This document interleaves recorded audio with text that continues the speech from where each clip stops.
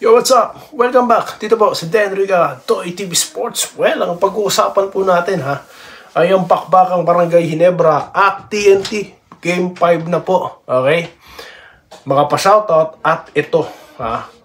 Play now, surgery later. Ito po si Justin Brownlee. Okay?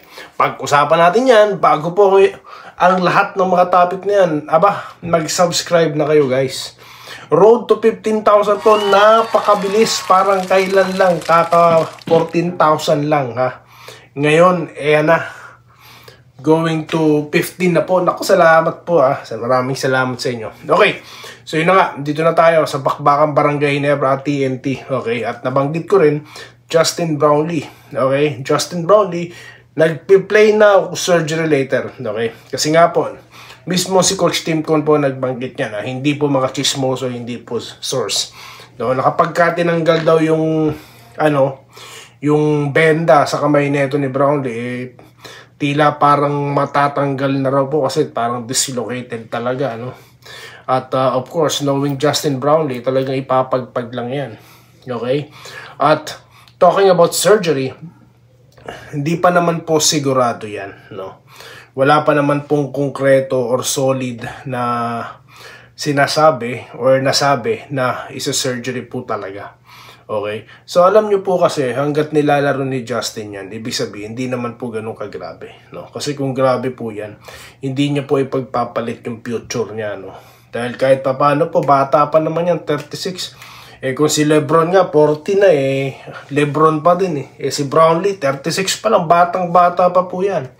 Okay? So yan po, ang marami din nagko-content about surgery ni Justin, pero dito nyo maririnig sa akin na hindi pa konfirmado yan. Okay, so yun na nga po, Bakbakang Barangay Ginebra, ito po ang ating kanina nag-preview tayo Salamat po sa mga nanood, humahabol po tayo magti 10K na rin po, salamat sa inyo. At prediction, ito naman yung ating prediction at shoutout. Okay, so sinasabi ko po or nasabi ko na yung mga posibleng mangyari So if we're gonna talk about stats ito pong si Jamie Malonzo pataas na po yung kanyang points. Okay, ito pong game 5 inaasahan po talaga na magiging consistent ito. Okay, kasi nga po, malaki ang naiambag niya, yung 24 points na yun guys, ang bagay na nag-lift sa Barangay Ginebra, Hindi lang po yun, yung moral ng team, Okay? Kasi nga po, kailangan talaga ng outside shooting. Lalo na, nakita nyo naman po ang depensa ng TNT, di po ba? So, yan po ang babasag sa matinding depensa na itong TNT, yung outside shooting. At yan po yung ginagawa ni Malonzo. Okay, dito po tayo kay RJ Barrientos. I still believe, na talaga pong this game, magpapasiklab ito. Si Idol. Okay, si Kuya, Idol, Dahil nga po, po ito legit scorer po ito Nagkataon lang, na ginagawang defensive liability na itong TNT. Discarte nila yan, offensive side sa kanila and at the same time para hindi rin siya ibabad sa court, Kaya kung makikita nyo, papostapan siya ni Madam Aurin, Tapos ng ilang mga players nila like Mambatak, So yan po yung nangyayari. Kaya po hindi siya nakakalaro ng mas maraming minuto, di po ba? Tsaka may mga error din siya kasi nga po veterano or import sa ibang bansa si Barrientos, pero rookie pa rin po siya sa PBA at rookie pa rin po siya sa sistema ni Coach Tim Con. Okay, prediction, ano pong mangyayari dito? Well, napaka-importanting laro ito at sigurado po tayo na lahat ibubuhos ng barangay. At again, yung sinasabi kong advantage, pag may advantage guys, ano pong ibig sabihin nun? Dapat makapitalize ng Ginebra yan at kapag nangyari yan, sila po yung mananalo. Ano yung sinasabi kong advantage? Panoorin nyo na lang guys yung nakarang content. Para shoutout na po tayo. Okay? Okay, shoutout na po tayo. Well, nakakatuwa po yung views natin. Pero yun nakikipagsabayan tayo sa mga kilala ng YouTuber. Yung may mga 30 8,000 subscribers, yung mga 20,000 subscribers, kahit wala tayong pinapalabas ng mga video dito, no? Kahit walang fake news, talagang tumataas. Maraming salamat po sa inyo. Dito tayo, kay Richard Gapasin. Palagay ko, tapos na ang CISO game nila, tabla na sila, tapos na ang palabas. Yung game mamaya, ang seryoso, tama po kayo dyan. Kung sino po ang mananalo mamaya, siya po ang may malupit, no, na advantage at momentum para tapusin na ang serye, guys. Hindi po ba? So, dapat Ginebra yan. Kung ikaw ay taga-barangay, kung taga-TNT, alam ko, nag-aasam din kayo, no? Well, yan ka-excitement ang laban mamaya. Di po ba?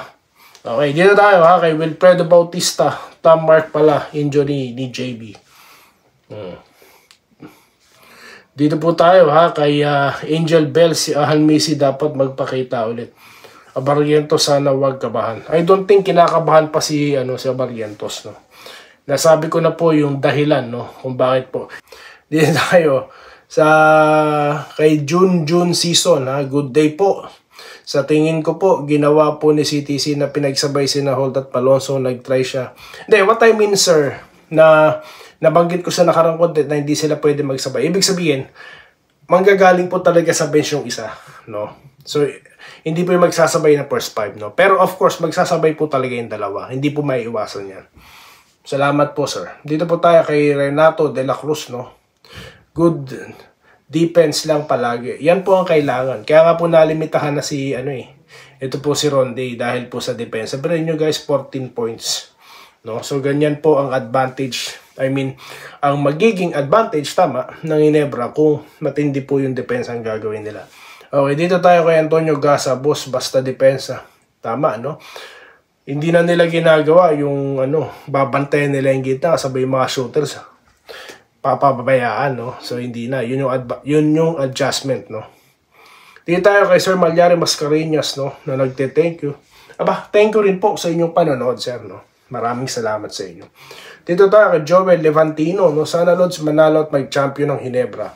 Wag pong sana, no? Sa lineup nila dapat talaga sila mag-champion, no? Kaya wag po sana. Okay? Dito po tayo kay Grace Vasquez, go Ginebra. Shoutout po kay Sir Jesse Vasquez, kay Sir Vasquez Sr. dyan po sa Canada, Toronto, Canada.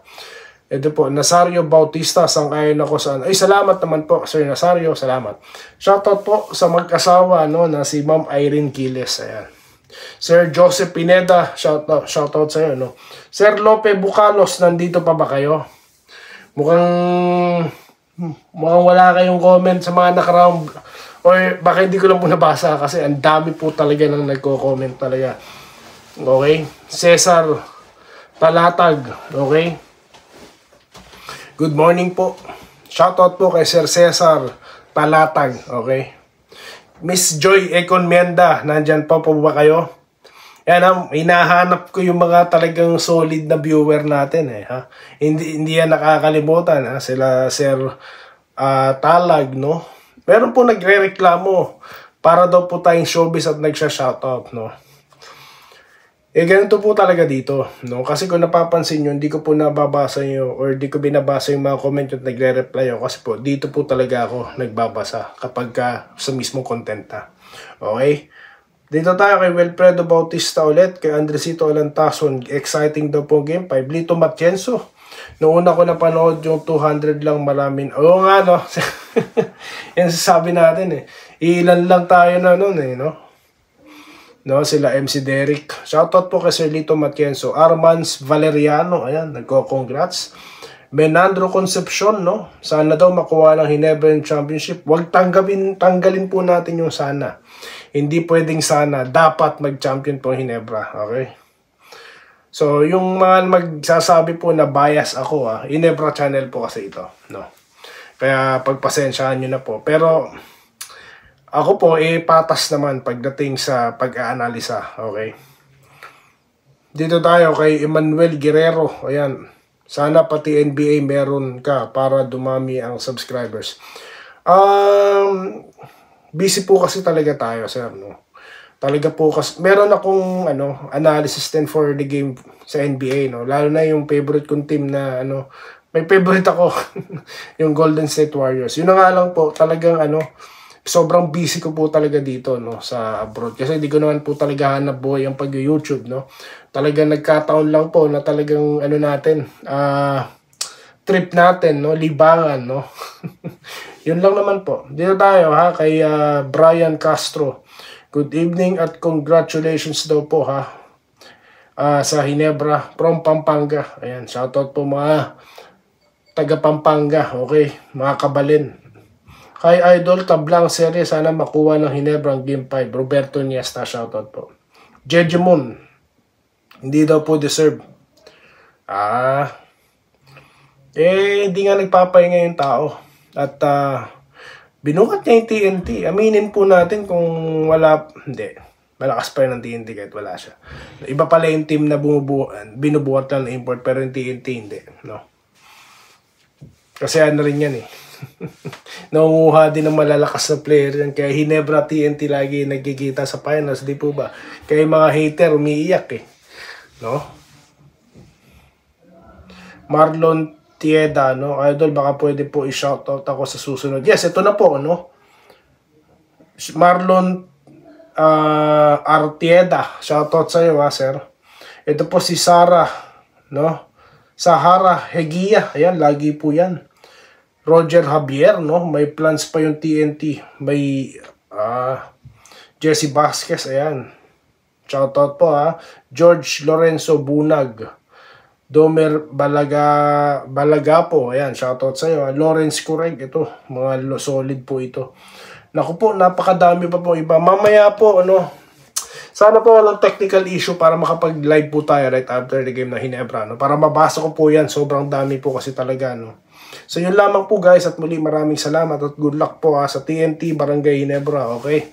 At magkita-kita po tayo dito lamang po sa lumalakas at hindi na po mapigilan na Doy TV Sports. Dito lamang sa Denrica YouTube channel. Muli, maraming salamat po sa inyong panonood.